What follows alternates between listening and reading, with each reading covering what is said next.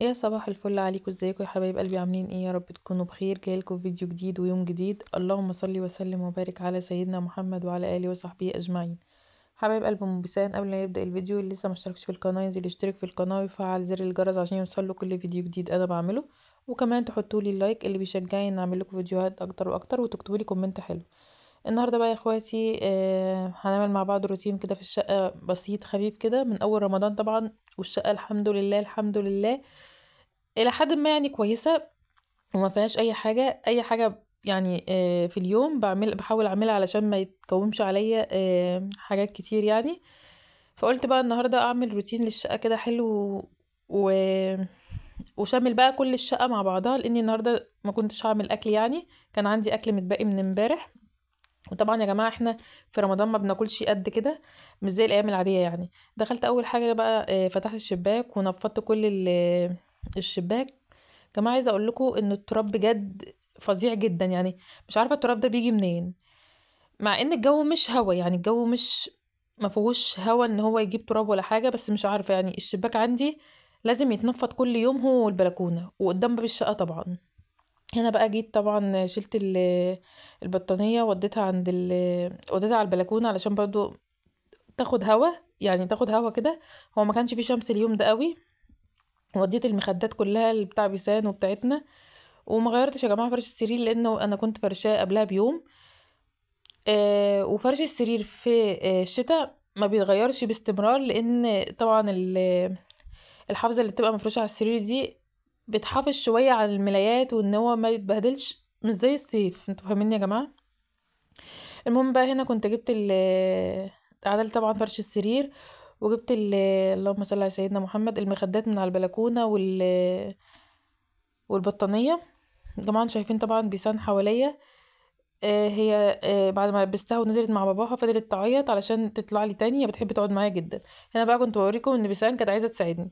جماعة محدش طبعا يخاف عليها، لان انا قافلة الشباك وما بفتحوش خالص، علشان طبعا هي متقفش فيه ويبقى خطر عليها يعني. انا ما بفتحش الشباك وما بفتحوش خالص، بخليه بس ايه على السلك ده علشان برضو يهوي الأوضة.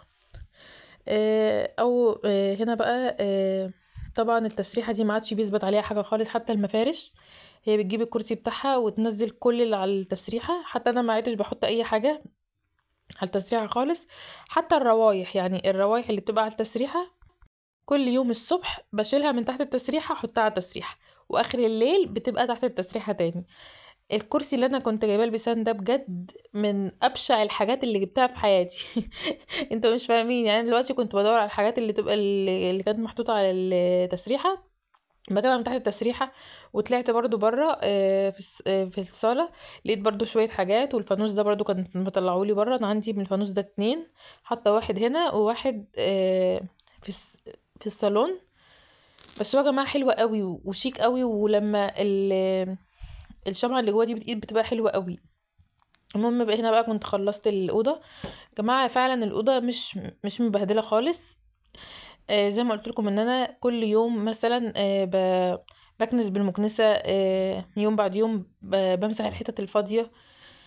انا بعمل برضو يا جماعة على قد كده. انتوا عارفين اللي هو الحمل طبعا مع الصيام مع بيسان، لا الموضوع صعب. فبحاول اعمل على قدي علشان برضو الشقة ما تتكومش عليا مرة واحدة. يعني انا اليوم ده زي ما قلت لكم ان انا كان عندي اكل، فقلت اعملها بالمره علشان اريح نفسي تاني يوم وما اعملش حاجه، اعمل الاكل بس. بحاول على قد ما اقدر اقسم شغل البيت على نفسي طبعا.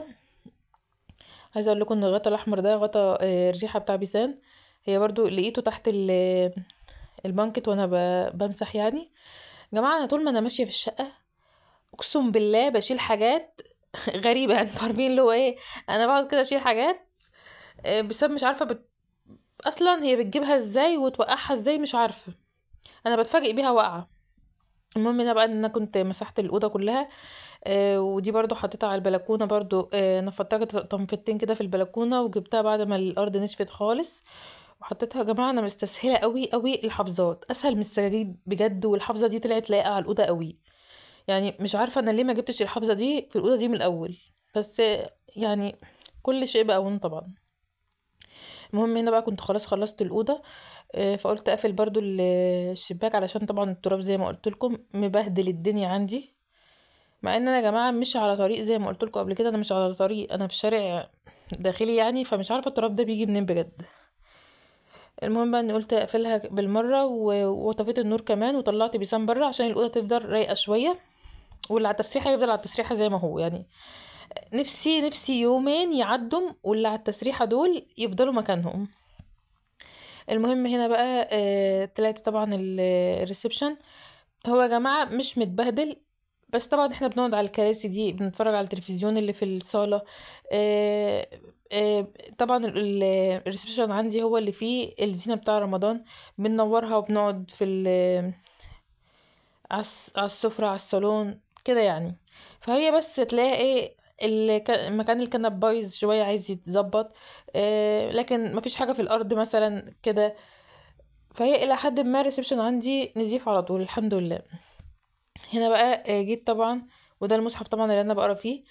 جماعه انا بحب قوي قوي قوي بجد اقرا في المصحف بعد كل صلاه، وخصوصا في رمضان. يعني انا في الحقيقه، ودي حاجه غلط طبعا ان انا بعمل كده في رمضان بس، المفروض طبعا قراءه القران في كل الايام عادي، في رمضان او غير رمضان، بس انا للاسف ما بعملش كده غير في رمضان.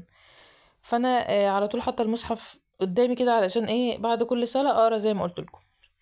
المهم بقى ان انا هنا كنت خلصت كل الكنب وعملت الكنبه الكبيره كمان. الريسبشن زي ما قلت لكم ما خدش مني وقت خالص، يا دوبك عملت الكنب، شلت الحافظه حطيتها على البلكونات، برضو على البلكونه الحافظات بتاع الاتنين الريسبشن والسفره والصالون، حطيتهم على البلكونه لغايه ما مسحت الاوضه كلها، الصاله كلها، وحطيتهم مكانهم تاني. هنا بقى يا جماعه عايزه اقول لكم ان كان في شويه كوبايات كنت مطلعاها من المطبخ. يعني انا فضيت رف في المطبخ علشان احط فيه المشروبات والحاجات، ما كانش عندي طبعا مكان خالص، فقلت افضي الضرفه دي. وبما ان انا مش بستخدم الكوبايات دي، يعني الكوبايات دي في مكان كده انا مش بستخدمهم خالص، قلت احطهم في درج في النيش. طبعا ايام ما كنت برص النيش كان فاضل كان في درج يعني ما فيهوش حاجات كتير، فقلت احطهم في درج احسن. اهو يا جماعه يعني آه، بدل ما واخدين مكان في المطبخ، قلت احطهم في النيش احسن يعني، ويبقى امان ليهم اكتر. لان أنا طبعا لا بفتح النيش ولا اي حاجه، وبسان من ساعه ما النيش والباور جم هنا ما بتفتحهمش خالص، يعني هي اصلا نسيت ان هم بيتفتحوا الحمد لله يعني. فحطيتهم في النيش، وظبطت طبعا الفوانيس اللي كانت عايزه تتظبط وكده. بس يا جماعه والدنيا الحمد لله الى حد ما عندي الحمد لله نظيفه ما فيهاش اي حاجه. هي بس يا دوبك الارض هي اللي كانت عايزه تتمسح الحقيقه، لان ايه بنعدي بنروح بنيجي على المطبخ على الأوضة فكده، فهي كانت عايزة تتمسح والحفاظات كانت عايزة تتكنس بالمكنسة، وطبعا ده كله عملته. يا جماعة عايزة اقول لكم بقى ان اللي وصل معايا لغاية هنا ما ينساش يشترك في القناة ويحط اللايك. بجد يا جماعة اشتراكوا في القناة وانكم تحطوا لي اللايك للفيديو ده بيخلي ان الفيديو يتشاف وبيدعمني جدا وبيشجعني جدا ان اكمل في القناة. فبجد يا اخواتي محدش يستخسر فيا اللايك والاشتراك في القناة والكومنت الحلو. هنا بقى دخلت مسحت البلكونة. يا جماعة زي ما قلت لكم ان البلكونة عندي بتتطرب بطريقة غريبة وعجيبة بجد والله يعني، لازم تتمسح والسور يتلمع كل يوم تقريبا، البلكونة قدام باب الشقة. ودي طبعا الحاجة اللي لازم اعملها كل يوم او يوم بعد يوم بصراحة، يعني عشان ما بقاش بقول لكم اي كلام، يوم بعد يوم البلكونة قدام باب الشقة. المهم هنا بقى كنت خلصت مسح الريسبشن كله بالبلكونة طبعا. فدخلت بقى جبت الحافظات اللي كنت حطاها على البلكونة وحطيتها. جماعة أنا عندي حافظة لونها برتقاني كده، كنت جايباها لأوضة النوم، بس انا ما فرشتهاش للاسف، فعايزه افرشها هنا، فمش عارفه هي هتليق مع العفش ولا لا. هي هتليق مع الارض، يعني هي الارض ما شاء الله هتليق معاها جدا، العفش بقى مش عارفه بصراحه، فعايزه اجرب كده احاول احطها هنا.